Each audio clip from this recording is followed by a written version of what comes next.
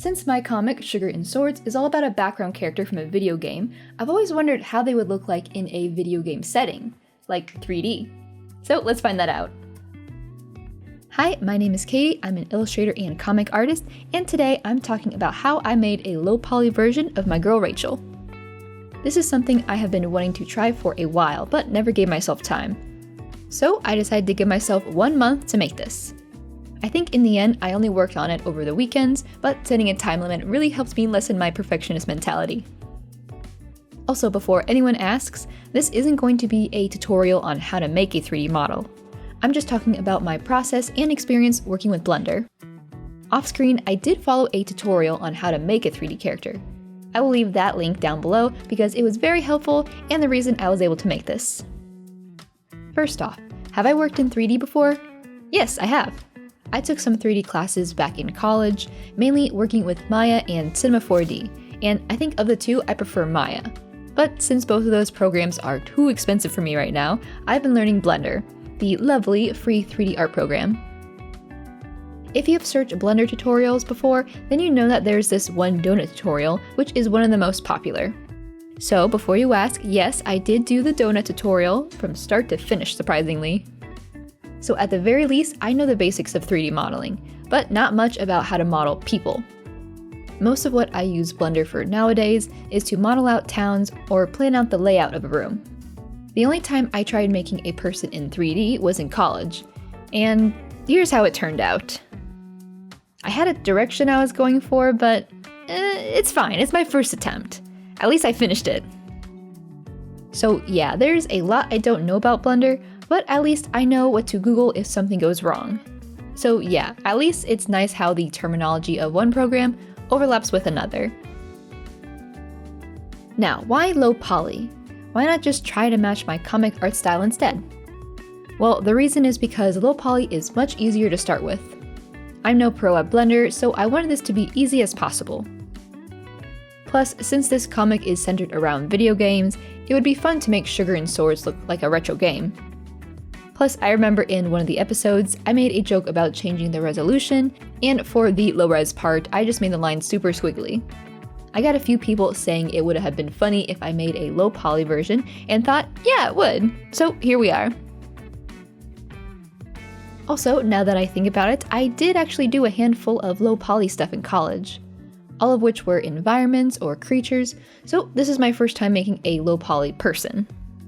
Anyway, before starting the actual work in Blender, I drew out a character sheet to reference in the program.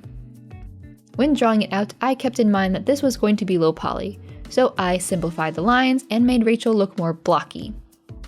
After that, I brought it into Blender and started modeling.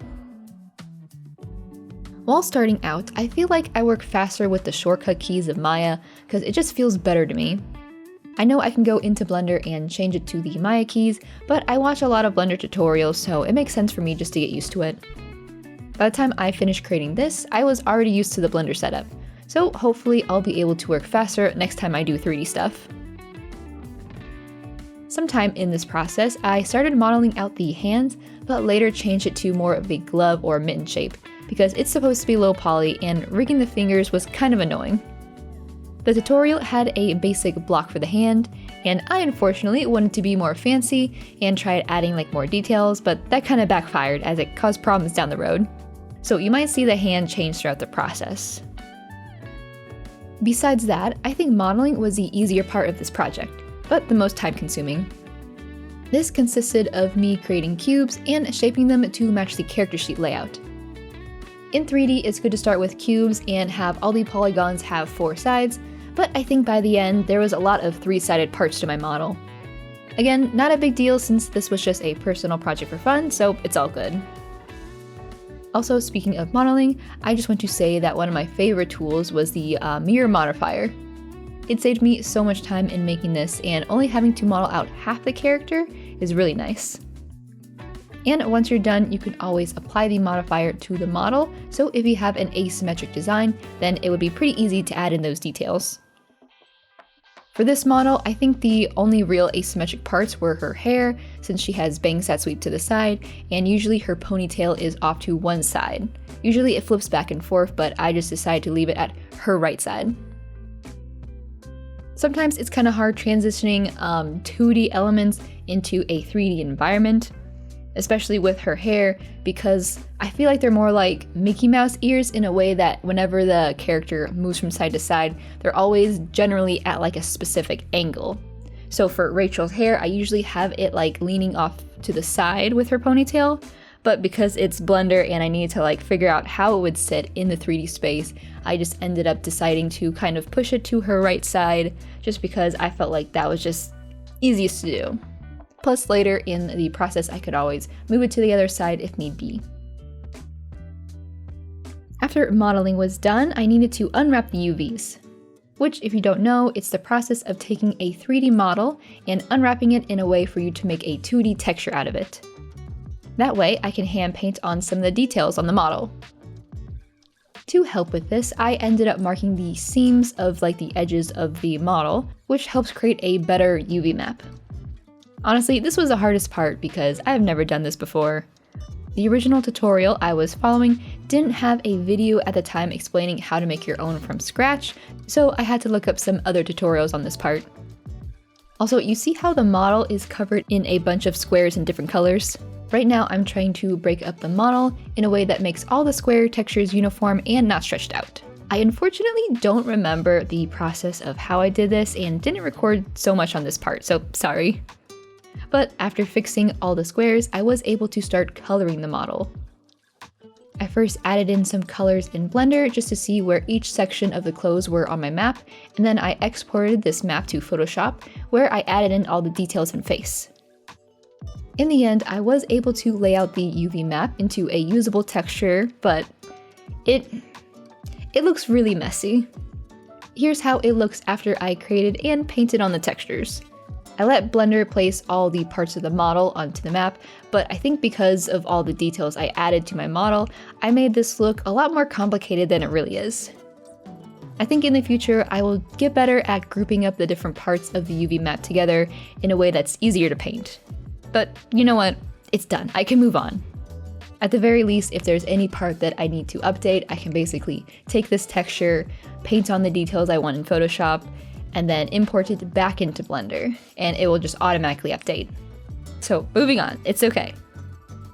And with the colors done, this model is now coming together. I think it's time to start rigging so I can finally change up the pose. I had trouble with this part too, since I decided to give my model more details than the tutorial I was following. I used an add-on called Rigify to help make the rig and ended up using the basic human version. Like I said earlier, I simplified the hands in a way so that the only movement it has are in the thumb and mitten section. Anyway, at this part, I just lined up the bones to the rig on my model and combined them together. Took me some time to figure out how to add another bone for the hair movement, but we got there. And once it was rigged, I laughed so hard moving her around. There's no constraints to how far you can pose her, so here's some silly footage of that. I still had to weight paint, which is fixing the part of the bones that moves what part of the model. Basically, at the start, if I move the hand, parts of her dress would also move, so weight painting is just fixing those issues. At this point, I also realized I should have made the apron and the dress part of the same geometry, because it was a pain fixing the weight paint on it and how her legs move with her dress. In the end, I just let it clip through because I don't want to spend too much time on this since it needed to be done by the end of the month. Plus, you barely see Rachel's legs in the comic since she's always in front of the counter, so it's fine. During this process, I also learned how to add different expressions to the face. I didn't know you could do this in Blender, but the tutorial I followed allowed for a 2D face to be animated or swapped out for different expressions, which is really cool. Don't ask me how I did this because I literally just followed the tutorial step by step and remember very little. But here's how that turned out. You can also attach these facial expressions to a bone on the rig, so whenever you move this specific part up or down, the face changes. Now the character is really ready to animate. It feels good to be at this step because I feel like it took me forever to get here. Animating was something I never really did in Blender, but if you have animated in other programs before, then you'll see it has a similar setup. You are able to add keyframes to specific sections of the model, and because it's in 3D, you can also keyframe and change up the camera angle and lighting with ease. A while back, I started making a 3D model of the Sugar and Swords shop, so I threw that in the background. If you're a longtime patron of mine, then you've already seen this model and how I use it in 3D backgrounds in comics. If you're curious about my illustrations and comic process, then feel free to check out my Patreon because I like to show a lot of sketches and behind the scenes work, like my 3D models. Well, with that out of the way, I think it's time for the final reveal.